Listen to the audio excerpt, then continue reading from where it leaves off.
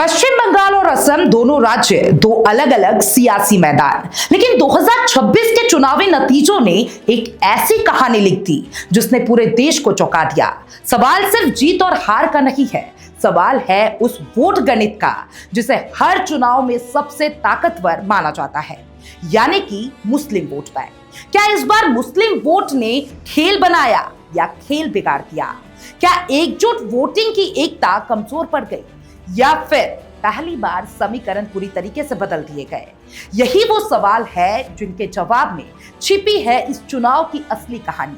सबसे पहले बात करते हैं पश्चिम बंगाल की, जहां सालों से ममता बनर्जी की राजनीति की सबसे बड़ी ताकत मानी जाती थी मुस्लिम वोट बैंक। लेकिन इस बार तस्वीर वैसी नहीं दिखी जैसी पहले दिखती थी। 1993 सीटों वाले बंगाल विधानसभा में कुल 36 मुस्लिम उम्मीदवार जीतकर सामने आए। इनमें सबसे ज्यादा उम्मीदवार टीएमसी के रहे, 31 मुस्लिम विधायक। इसके अलावा कांग्रेस के 2, लेफ्ट के 1, आईएसएफ का 1 और अन्य दलों के भी कुछ चेहरे जीतकर विधानसभा पहुंचे।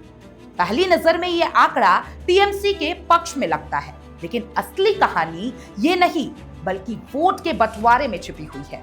बंगाल में इस बार सबसे बड़ा बदलाव क्या हुआ? देखिए, मुस्लिम वोट जो पहले बड़े पैमाने पर एक तरफ जाता था, इस बार कई हिस्सों में बंट गया। टीएमसी, कांग्रेस, लेफ्ट, आईएसएफ और स्थानीय छोटे दल सब ने इस वोट बैंक में सेंध लगा दी। और जब वोट बढ़ता है तो उसका सीधा फायदा किसे होता है? उसी को जिसके वोट एकजुट रहते हैं। और यहीं पर बीजेपी ने बाजी मारी। अब जरा मालदा की कहानी समझिए। 12 सीटों वाले ये जिले में जहां 51% से ज्यादा मुस्लिम आबादी है, पहले यहां टीएमसी मजबूत थी, लेकिन इस बार बीजेपी ने 6 सीट जीत ली। ये सिर्फ जीत नहीं थी, ये एक संकेत था। संकेत इस बात का कि अगर वोट बटे तो समीकरण बदल जाएंगे। बताया जा रहा है कि यहां मुस्लिम वोट टीएमसी, कांग्रेस और लेफ्ट में बट गया और बीजेपी ने इसका सीधा फायदा उठा लिया। अब चलते हैं मुर्शिदाबाद, बंगाल का सबसे बड़ा मुस्लिम बहुल जिला, जहां 67% से ज्यादा मुस्लिम आबादी है। 2021 में टीएमसी ने यहां 22 में से 20 सीटें जीती थी, लेकिन 2026 में ये आंकड़ा गिरकर सिर्फ 9 रह गया और बीजेपी सिर्फ 2 सीटों से बढ़कर 9 सीटों तक पहुंच गई। ये बदलाव अचानक नहीं आया, ये वोट कटने की कहानी है। यहां हुमायूं कबीर जैसे नेताओं और छोटे दलों ने वोट बैंक में सेंध लगाई और जब वोट बटा तो टीएमसी की पकड़ ढीली पड़ गई। जंगीपुर सीट इसका सबसे बड़ा उदाहरण है। टीएमसी के मजबूत नेता जाकिर हुसैन हार गए क्योंकि कांग्रेस उम्मीदवार को 31,000 वोट मिले और यही वोट टीएमसी के खाते में से कट गए। परिणाम क्या हुआ? बीजेपी उम्मीदवार ने 10,000 से ज्यादा वोटों से जीत दर्ज कर ली। अब सवाल उठता है, क्या सिर्फ मुस्लिम वोट का बंटवारा ही हार का कारण था? देखिए, बिल्कुल भी नहीं, लेकिन ये सबसे बड़ा फैक्टर जरूर हो सकता है। इसके साथ साथ कई और भी कारण हैं। देखिए, हिंदू वोट बैंक का ध्रुवीकरण, विकास और केंद्र सरकार की योजनाएं, संगठन की मजबूती और स्थानीय मुद्दा, इन सब ने मिलकर बीजेपी को बढ़त दिलाई है।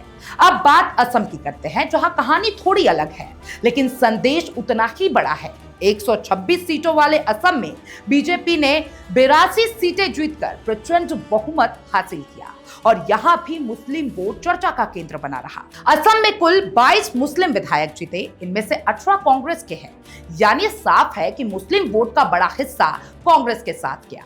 लेकिन फिर भी कांग्रेस क्यों हार गई? यहीं पर असली ट्विस्ट आता है। दरअसल असम में मुस्लिम वोट पूरी तरीके से एकजुट नहीं रहा। एआईयूडीएफ, कांग्रेस और अन्य दलों के बीच वोट बट गए और साफ तौर पे इसका फायदा भारतीय जनता पार्टी को मिला। तो फायदा उसी को मिलता है जिसके वोट एकजुट रहते हैं।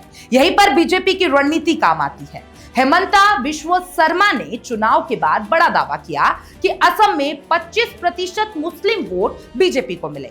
अगर ये दावा सही है तो ये एक बड़ा बदलाव है, क्योंकि असम में पहली बार इतने बड़े स्तर पर मुस्लिम वोट बीजेपी की तरफ गया। बताया जा रहा है कि साफ तौर पे हेमंता बिस्वा शर्मा ने ये भी कहा कि असमिया मुसलमानों ने बीजेपी को वोट दिया और हमें बांग्लादेशी मुसलमानों के वोट की जरूरत नहीं है। ये बयान सिर्फ बयान नहीं है, ये एक नई राजनीति रणनीति का संकेत है। अब इस पूरे चुनाव से क्या सीख निकलता है? पहला, मुस्लिम वोट बैंक अब एकजुट नहीं रहा। दूसरा, वोट दल और क्षेत्रीय चेहरे अब बड़े खेल को प्रभावित कर सकते हैं। और तीसरा, अगर एक तरफ वोट बढ़ता है तो दूसरी तरफ एकजुटता जीत दिलाती है। और पश्चिम बंगाल में टीएमसी की हार का सबसे बड़ा कारण क्या रहा? देखिए, वोटों का बंटवारा, असम में कांग्रेस की हार का कारण और वोटों का बिखराव और रणनीति कमजोर। लेकिन कहानी यही खत्म नहीं होती। असल सवाल अब भविष्य का है। क्या आने वाले चुनाव में मुस्लिम वोट फिर से एकजुट होगा या ये बंटवारा स्थायी हो जाएगा? क्या क्षेत्रीय दल और मजबूत होंगे या बड़े दल फिर से पकड़ बना लेंगे? तो 2026 के ये नतीजे सिर्फ चुनावी आंकड़े नहीं है, ये भारतीय राजनीति के बदलते चेहरे का आईना भी है, जहां अब कोई भी वोट बैंक गारंटेड नहीं है, जहां हर वोट के लिए लड़ाई है और जहां हर चुनाव एक नई कहानी लिख रही है। और अंत में सबसे बड़ा सवाल, क्या ये बदलाव सिर्फ शुरुआत है या भारतीय राजनीति में एक नया युग शुरू हो चुका है? क्योंकि अगर वोट बैंक की राजनीति बदल रही है तो समझ लीजिए देश की राजनीति भी बदल रही है।